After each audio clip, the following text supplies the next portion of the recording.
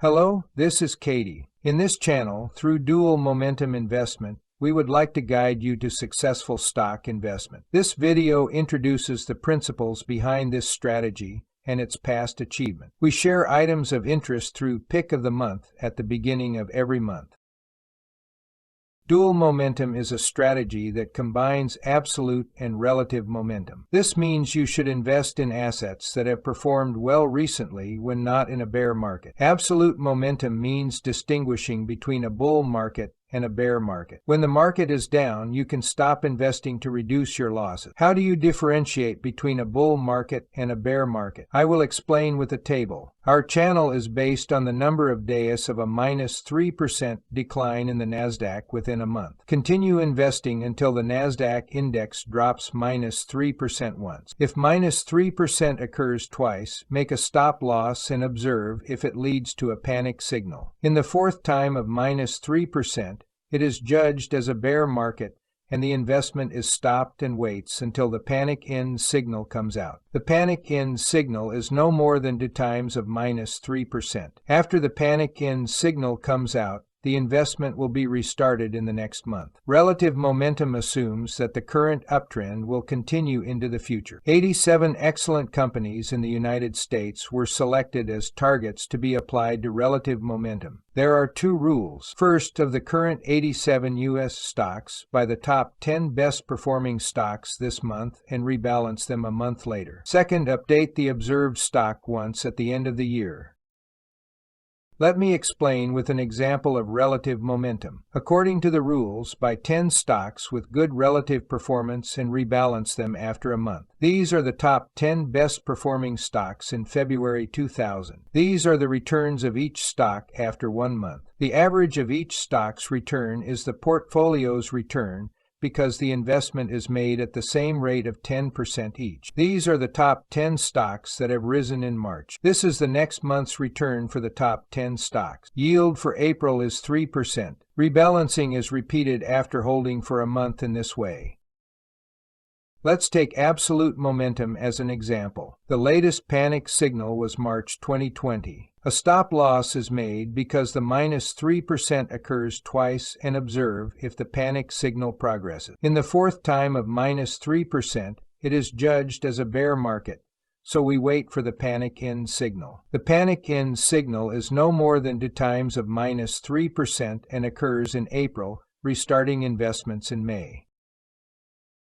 This is an operating result using only relative momentum for 22 years. You can see the monthly return in the table above. The cumulative returns were made in the table below by referring to the monthly returns. There were 4 negative returns during the 22-year test period. The annual compounded rate of return is 22% and final amount increased 77 times.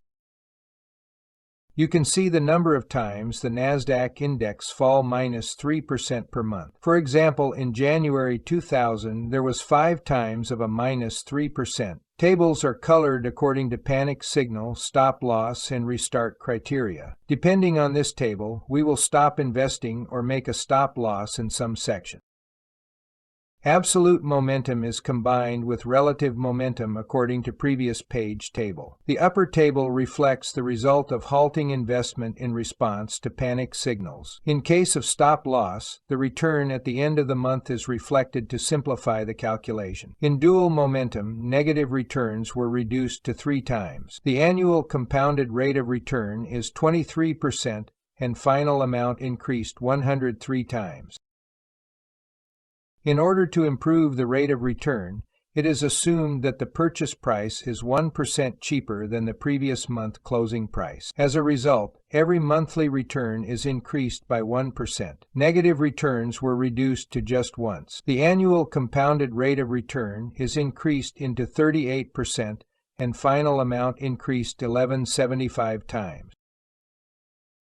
The test results so far are summarized in tables. The CAGR of relative momentum and dual momentum is 22% and 23%, respectively, In dual momentum of buying 1% cheaper, the CAGR increases to 38%. The number of negative returns is reduced from 4 to 1. We were able to reduce the loss of -37% to -8% in 2008. We checked the expected monthly return by dividing the period in dual momentum strategy of buying 1% cheaper. The expected monthly return increased to 2.71% in all period, to 0.96% after 2003, and 3.20% after 2009. Finally, the rate of return was checked by dividing it into 5-year units. The final amount compared to the base amount was about 4 or 5 times, and it showed a CAGR of over 30% in all periods.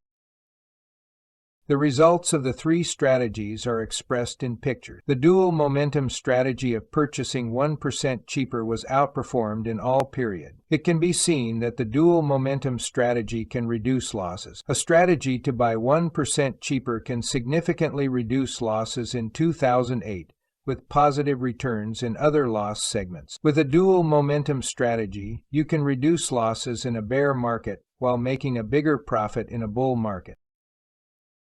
A dual momentum strategy of buying 1% cheaper was compared with SPY and QQQ. SPY is the S&P 500 Index ETF and QQQ is the NASDAQ Index ETF. Since their debut dates were different, it was not possible to compare the entire period. The dual momentum strategy of buying 1% cheaper outperformed SPY and QQQ at all times.